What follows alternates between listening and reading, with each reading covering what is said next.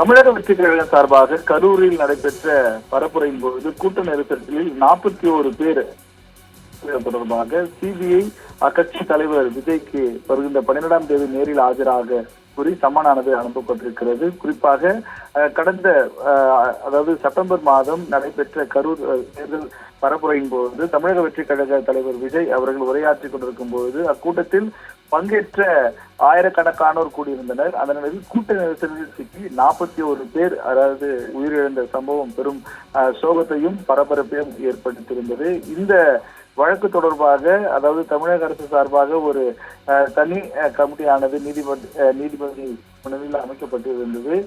மீண்டும் இந்த வழக்கானது சிபிஐ ஒப்படைக்கப்பட்டிருக்கக்கூடிய நிலையில் தற்பொழுது அக்கட்சியின் அதாவது 2ஆம் கட்ட தலைவரான என் ஆனந்த் மற்றும் ஆதவ் அர்ஜுனா, நிர்மல் குமார் உள்ளிட்டோர் கடந்த மாதம் சிபிஐ விசாரணைக்கு டெல்லிக்கு சென்று நேரில் ஆஜராகி அவர்கள் அந்த விசாரணைக்கு ஒத்துழைப்பானது வழங்கியிருந்தனர். இதைத் தொடர்ந்து அக்கட்சி அவர்கள் வருகின்ற 12ஆம் தேதி நேரில் ஆஜராகி விளக்கம் அளிக்க வேண்டும் என சிபிஐ சம்மனானது தற்பொழுது அனுப்பப்பட்டிருக்கிறது. இது மட்டுமல்லாமல் அதாவது இந்த வழக்கு தொடர்பாக மாவட்ட ஆட்சியர் மற்றும் காவல்துறையினர் மற்றும் அந்த கூட்டம் ஏற்பாட்டாளர் உள்ளிட்டோர் அனைவருக்கும் அதாவது சிபிஐ விசாரணையானது மேற்கொள்ளப்பட்டு வரக்கூடிய நிலையில் தற்பொழுது அக்கட்சி தலைவர் விஜய் அவர்களுக்கு சிபிஐ சம்மன் அனுப்பியிருப்பது குறிப்பிடத்தக்கது.